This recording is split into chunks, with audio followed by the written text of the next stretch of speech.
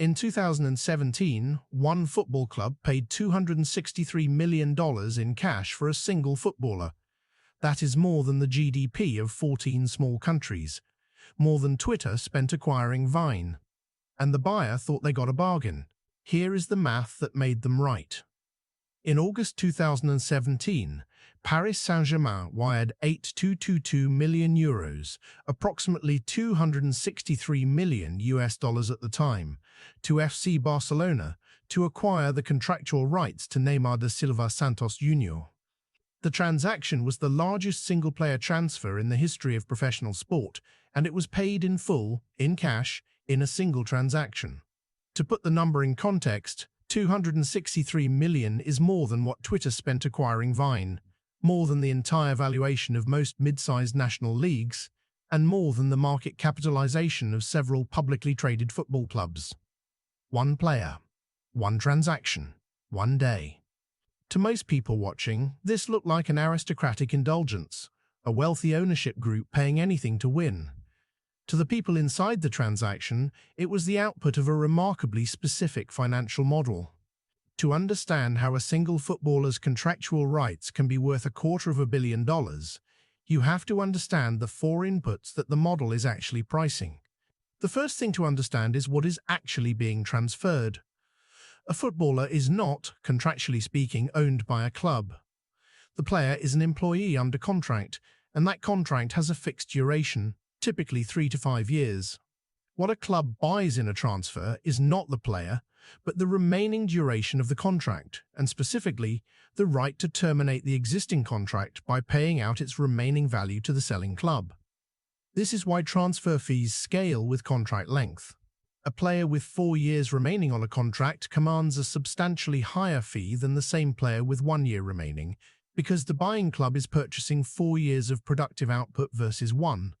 As a contract approaches its final months, the player can sign a pre-contract with another club for free under the Bosman ruling, a 1995 European Court of Justice decision that established the principle that out-of-contract players are free agents. The economic consequence is that selling clubs face a forcing function. Sell a player with 2 years left on his contract while he still has resale value, or risk losing him for nothing the year his contract expires. This creates a continuous churn in the transfer market that has nothing to do with talent and everything to do with contract clock management. Most transfers are not driven by clubs wanting players. They are driven by clubs avoiding the loss of value as contracts wind down. The first input the model prices is straightforward on-field production. Modern football clubs use detailed expected output models, internally called XG models, XA models, possession value models, and progressive action models, to convert a player's actions on the pitch into estimated contributions to wins. A goal scored from open play is worth approximately 1/3 of a win, on average, across European top-flight football. An assist is worth a smaller fraction. A defensive action that prevents a clear chance is worth roughly the inverse of the chance it prevented. Each of these contributions has a market value, which is calculated by dividing the total cost of the player's club over the season by the total wins they produced. In top European leagues, the marginal cost of one additional win, paid through wages and transfer amortization, ranges from $4 million to $8 million, depending on the league. If a player's expected output, over the duration of their contract, produces 8 wins per season above a replacement-level player at their position, that production has a market value of roughly $32 to $64 million per season. Multiplied by the contract length, that produces a base value of $100 million to $250 million for a top-tier player. This is the floor. The on-field model is the starting point. It is not the price. The second input is commercial. A high-profile footballer brings revenue that has nothing to do with on-field results, jersey sales, social media reach, sponsorship attractiveness, broadcast appeal in international markets. A club acquiring a star player from South America gains exposure to South American broadcast and sponsorship markets that scales with the player's profile. Real Madrid's signing of Cristiano Ronaldo in 2009, at the time the world record transfer at $130 million, produced an estimated 60 million in additional annual commercial revenue through jersey sales, sponsorship uplifts, and Asian market broadcast premium pricing. Over a 6-year contract, that is 360 million in commercial revenue attributable specifically to the player. The transfer fee, plus wages, totaled less than that figure. The deal paid for itself on commercial revenue alone, before the on-field output was even priced in. This is the input that turns player into asset. A footballer with 200 million social media followers is not just a player. They are a marketing channel that travels with their employer. When PSG bought Neymar, they were not just acquiring a left winger. They were acquiring access to the Brazilian market, the South American sponsor base, and a global social media presence that gave PSG marketing reach it could not generate through any other channel. The commercial value is the variable that explains why some transfers seem irrational on pure footballing terms. They are not irrational on commercial terms. They are commercial acquisitions priced like asset purchases. The third input is age. Footballers, like industrial equipment, have a depreciation curve. The standard professional football career has 3 distinct phases. From ages 17 to 23, the player is appreciating, improving in skill and physical capacity, with substantial upside if they develop further.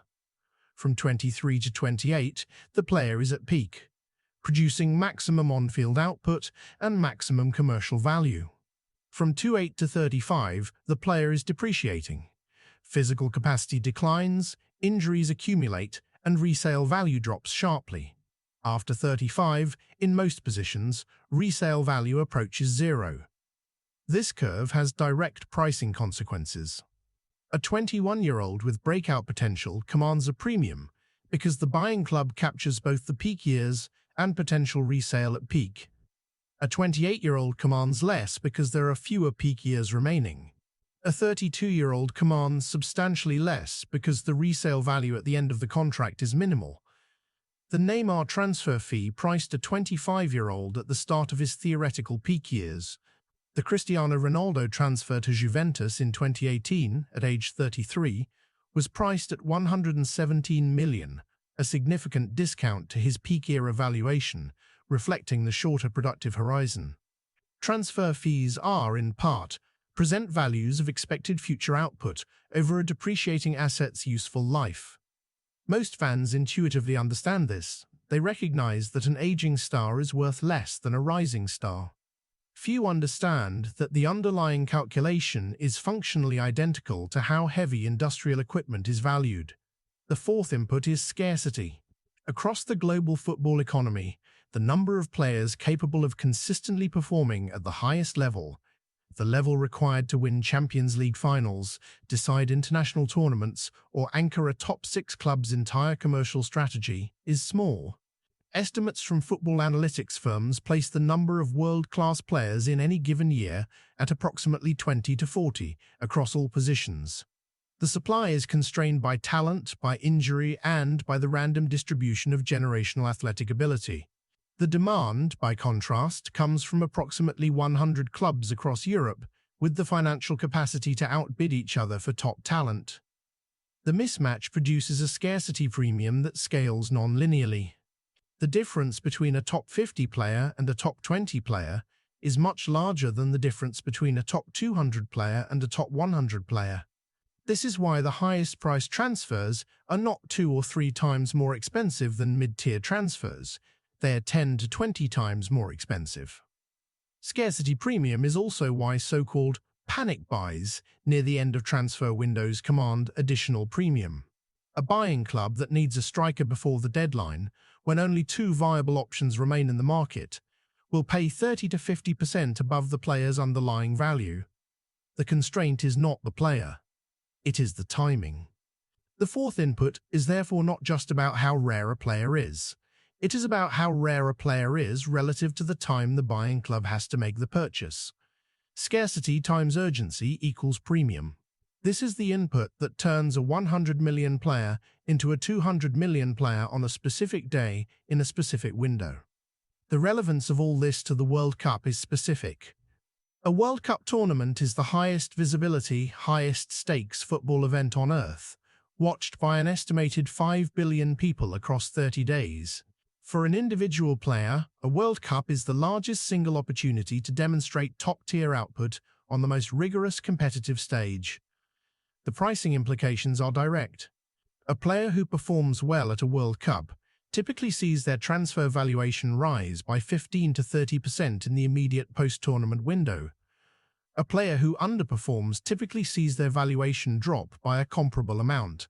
James Rodriguez was a useful player at Monaco before the 2014 World Cup. He led the tournament in scoring with 6 goals, won the Golden Boot, and was transferred to Real Madrid for roughly 80 million, about $93 million at the time, within weeks. His pre-tournament valuation had been estimated at roughly 35 million. The World Cup added approximately 58 million in price discovery. Similar patterns repeat each cycle. The 2018 tournament elevated several players whose subsequent transfers reflected the new ceiling. The 2022 tournament did the same. For agents, scouts, and clubs, the World Cup is therefore not just a sporting event. It is a 6-week-long auction preview, where hundreds of players appear simultaneously on the global market, and clubs adjust their internal valuation models in real time. The 2026 tournament expansion, 48 teams, up to 1,248 squad players, substantially expands this preview market. More players are visible, more valuations are tested, more transfer window activity in summer 2026 and winter 2027 will trace directly back to World Cup performance. The economic effect is that a single goal scored in a knockout round can shift a player's market value by tens of millions. It is, in pricing terms, one of the highest leverage performance windows in any professional sport. What we have walked through is the model, 4 inputs that together produce a transfer fee. On-field output, valued at market cost per win. Commercial revenue, including jersey sales and sponsorship uplift. Age curve, treating the player as a depreciating asset with a specific useful life. Scarcity premium, scaling non-linearly with the number of viable alternatives in the market. The model is applied with varying degrees of rigor by different clubs. The most analytically sophisticated clubs, Liverpool, Brighton, Brentford, RB Leipzig, AS Monaco, run formal versions of this model and refuse to overpay for transfers that do not clear the model's threshold. The least analytically sophisticated clubs, the ones generating most of the headlines and most of the catastrophic overpayments, buy based on emotion, marketing logic, or ownership ego. The variance in how the model is applied explains a substantial portion of the variance in club financial performance over the last decade. The biggest individual transfer fees are not random. They are the output of a calculation that treats human beings as assets, prices their contractual rights as financial instruments, and generates numbers that look surreal until you understand the inputs that produced them. The 222 million paid for Neymar in 2017, about $263 million at the time, was, in the analytical framework that priced it, approximately correct. The fact that it has not since been exceeded suggests the market has not since produced an asset with an equivalent combination of on-field output, commercial reach, age curve, and scarcity. The number is not arbitrary. The number is a calculation. The market will produce its next test of that calculation in the months following the 2026 tournament. Subscribe for more of the economics behind the institutions and markets that shape everyday life.